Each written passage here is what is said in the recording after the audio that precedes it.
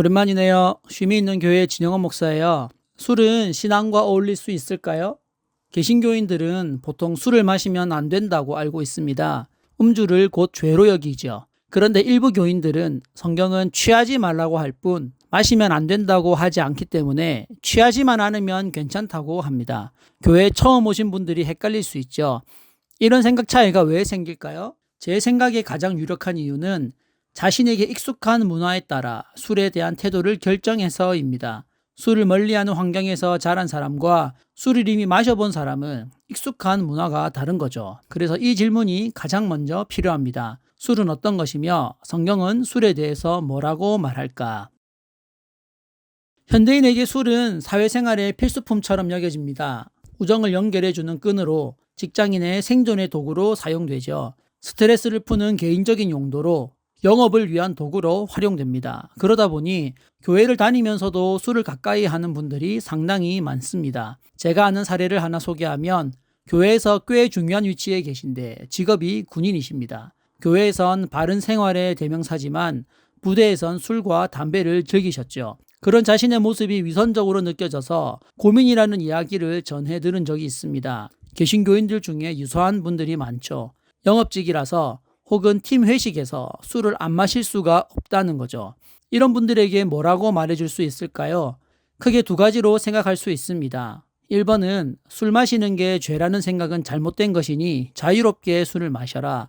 2번은 술을 안 마시면서 생활하는 법을 터득하라. 뭐라고 조언할 수 있을까요? 이때 주의점은 성경을 근거로 조언해야 하는데 이 조언은 내 생각을 성경에서 찾아내서 말하는 게 아니라 성경이 말하는 내용으로 해야 한다는 것입니다. 즉 성경이 술을 어떻게 바라보는지 음주와 관련해 어떤 입장인지 알아야 어떻게 조언해야 하는지 알 수 있는 거죠. 먼저 지피지기면 백전백승이니 술에 대해서 알아봅시다. 술의 정의와 역사인데요. 먼저 술의 정의는 마실 수 있는 알코올인 에탄올을 함유한 음료입니다. 술이 역사에 등장한 것은 기원전 7000년 전부터라고 하는데요. 처음으로 만들어진 술은 자연에 있었습니다. 물이 고인 웅덩이에 과일이 떨어졌습니다. 얼마 후 웅덩이가 술로 변했죠. 이를 동물들이 먹고 취했는데 취한 동물을 살펴보던 사람이 웅덩이와 과일의 관계를 알아내면서 술이라는 음료를 인지하게 되었다고 추정합니다. 그러면 떨어진 과일이 어떻게 물 웅덩이를 술로 만들었을까요? 과일 표면에 있는 효모가 작용한 결과인데요. 효모는 과일 속 당분을 먹은 뒤 에탄올을 뱉어냅니다. 웅덩이의 물이 에탄올을 함유한 술이 된 것이죠. 여기서 우리는 술이 자연의 산물임을 알 수 있습니다. 지금도 만들어지는 발효주는 다 이 효모의 작용에 의해 생겨나는 것들입니다. 와인, 맥주, 막걸리 등이 대표적인 발효주죠. 이 사실은 술의 기원이 악한 누군가에 의한 것이 아님을 알려줍니다. 술 자체는 나쁘지 않다는 말이죠. 논란을 불러일으킬 수 있는 말이지만 술의 개발자는 하나님입니다. 하나님이 만든 자연 속에서 자연스럽게 만들어진 것이기 때문이지요. 그렇다 보니 성경에도 술이 나옵니다. 바로 포도주인데요. 창세기 9장 20절 21절을 보면 대홍수가 끝나고 땅으로 돌아온 노아가 포도나무를 심는 장면이 나옵니다. 노아가 농사를 시작하여 포도나무를 심었더니 포도주를 마시고 취하여 그 장막 안에서 벌거벗은지라. 추정하기로 노아는 대홍수가 있기 전부터 포도주를 담궈 먹을 줄 알았던 것 같습니다. 그러니 홍수가 끝난 직후 포도주를 담글 수 있었겠지요. 이는 당시에 이미 다른 술도 담궈 먹을 수 있었음을 추측할 수 있게 해줍니다. 실제로 포도가 없는 곳에서는 다른 과일이나 동물의 젖으로 술을 만들었고 우리나라의 소주, 유럽의 맥주 같은 곡주를 담궈 먹기도 했지요. 시기의 차이는 있겠지만 어느 문화권에서나 술을 만들어 먹는 기술은 존재했습니다. 즉, 술은 동서고금을 막론하고 사람들에게 친숙했던 음식이죠.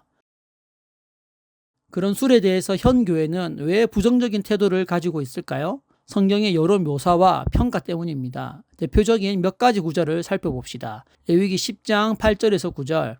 여호와께서 아론에게 말씀하여 이르시되 너와 내 자손들이 회막에 들어갈 때에는 포도주나 독주를 마시지 말라. 그리하여 너희 죽음을 면하라. 이는 너희 대대로 지킬 규례니라. 잠언 20장 1절. 포도주는 거만하게 하는 것이요 독주는 떠들게 하는 것이라. 이에 미혹되는 자마다 지혜가 없느니라. 이사야 5장 11절. 아침에 일찍이 일어나 독주를 마시며 밤이 깊도록 포도주에 취하는 자들은 화 있을진저. 여러 본문에 포도주와 독주가 함께 나오는데요. 이 둘은 각기 다른 술이 아니라 포도주를 담그는 과정에 따라 분류된 것으로 해석하는 게 보통입니다. 당시 포도주를 만드는 방법은 포도를 포도즙을 짜는 통에 넣어서 밟은 뒤 추출된 즙을 발효시키는 방식이었는데요. 통에 넣고서 밟기 전에 일부 얻은 즙으로 담근 포도주가 알코올 도수가 특히 높은 독한 술이었습니다.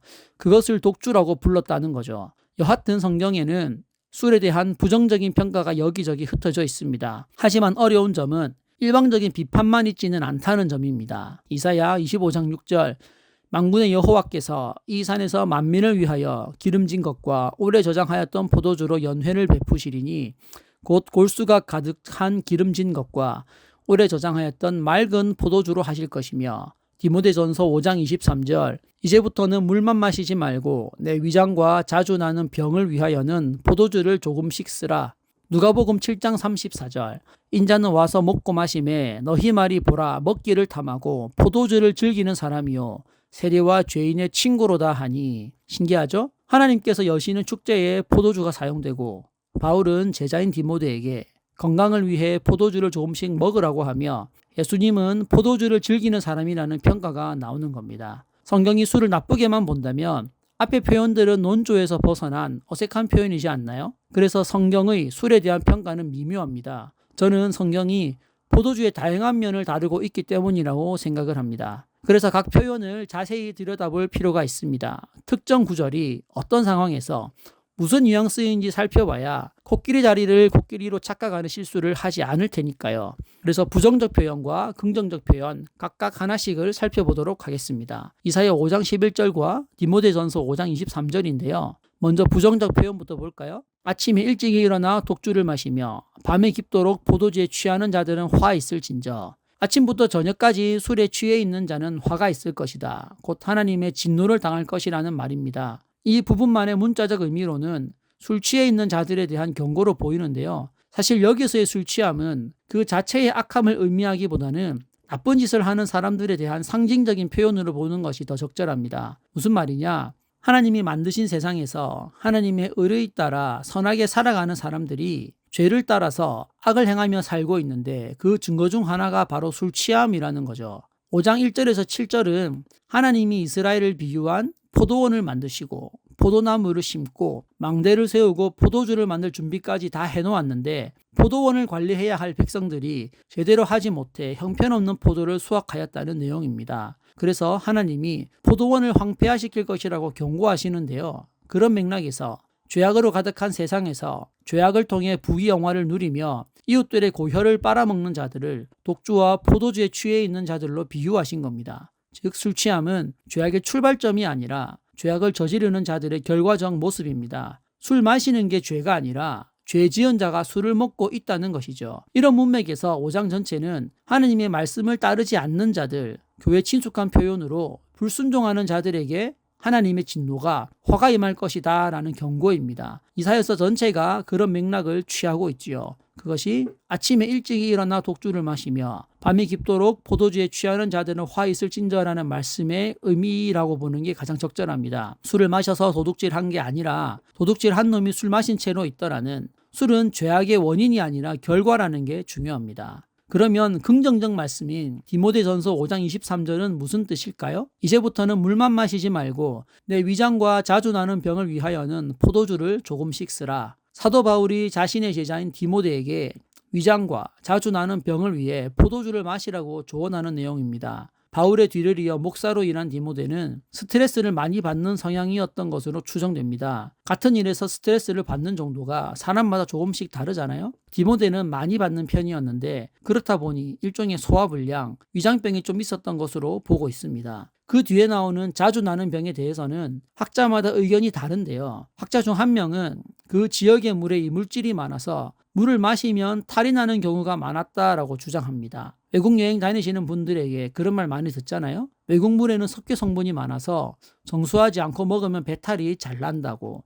그와 유사한 원리 같아요. 그래서 포도주를 마실 필요가 있었다라는 겁니다. 여기에 우리가 놓치기 쉽지만 주목해야 하는 포인트가 있는데요. 디모데는 평소에 포도주를 마시지 않았을 가능성이 매우 높다는 겁니다. 만약 디모데가 평상시에 포도주를 술이나 음식으로 약으로서 마시고 있었다면 바울이 포도주를 마시라고 권했을까요? 디모데가 위장병과 자주 나는 병이 있는데 포도주를 마시지 않는다고 전해 들었기에 바울은 건강을 위해서, 병을 고치기 위해서 포도주를 마시라고 권한다고 보는 게 훨씬 논리적이죠. 디모데는 신앙의 이유로 포도주를 마시지 않았다. 즉 그 당시에도 믿음이 있는 사람들은 술 마시는 것을 부정적으로 보았다는 의미로 볼 수 있는 겁니다. 이 부분이 정말 중요한 지점입니다. 교회 출석 유무와 관계없이 많은 사람들이 외국의 사례를 들며 한국 교회만 술에 대해 너무 부정적인 태도를 취한다고 여깁니다. 미국이나 유럽의 개신교인들은 술을 잘 마시지 않는다는 거죠. 아닙니다. 기독교의 한 종파인 가톨릭은 포도주에 너그러운 편이지만 개신교는 그러지 않았습니다. 가톨릭의 영향을 직접적으로 받았던 루터나 칼빈 같은 종교개혁 1세대는 포도주에 조금 너그러운 편이었지만 이후의 종교개혁자들은 술을 멀리했습니다. 그런 전통이 개신교 개혁파의 기본 태도가 되었지요. 그 예로 미국에서 성령의 강력한 역사로 인한 부흥이 나타났을 때, 흔히 대각성 운동이라 부르는 역사가 펼쳐졌을 때 어떤 사회적 현상이 벌어졌을까요? 장려촌이 사라지고 술집이 문을 닫았습니다. 신앙이 중요하지 않을 때는 창녀에게서 성욕을 채우며 술을 마시던 사람들이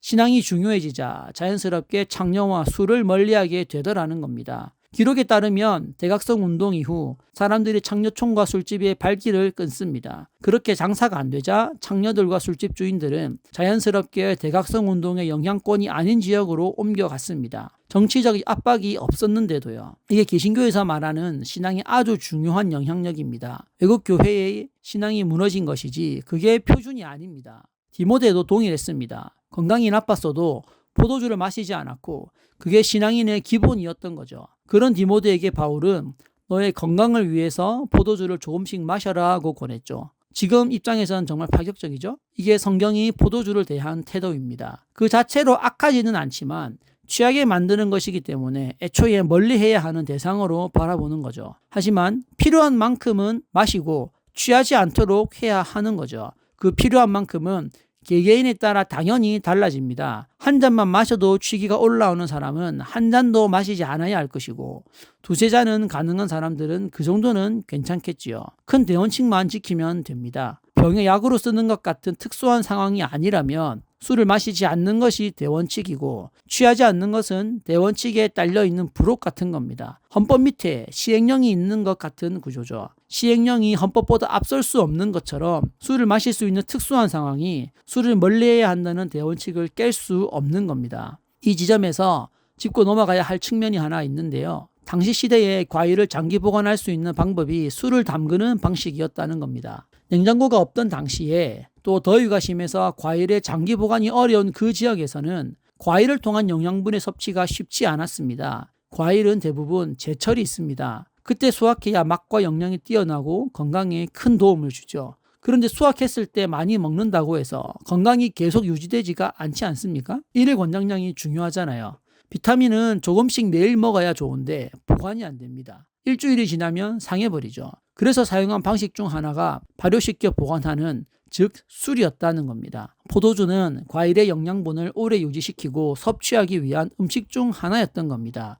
그래서 일반적인 술과 성경의 포도주는 위치가 조금 다릅니다. 보리로 만드는 맥주는 과일과 같은 영양분이 있지는 않습니다. 지금의 소주와도 완전히 다르죠. 에탄올이 들어있는 음료라는 면에서는 같은 술이지만 술을 담궈서 얻으려는 목적과 유익이 달랐다는 겁니다. 맥주는 취하기 위한 음료였다면 포도주는 취하는 것도 있지만 과일에서 얻을 수 있는 영양분을 섭취하기 위한 음료이기도 했던 겁니다. 그런 필요성 때문에 포도주가 아니라 포도즙, 포도원액이라고 해석하는 분들도 간혹 있는데요. 학계에서는 거의 인정받지 못하지만 여하튼 포도주 혹은 과실주라는 소주 같은 술과는 조금 다르게 봐야 한다는 거죠.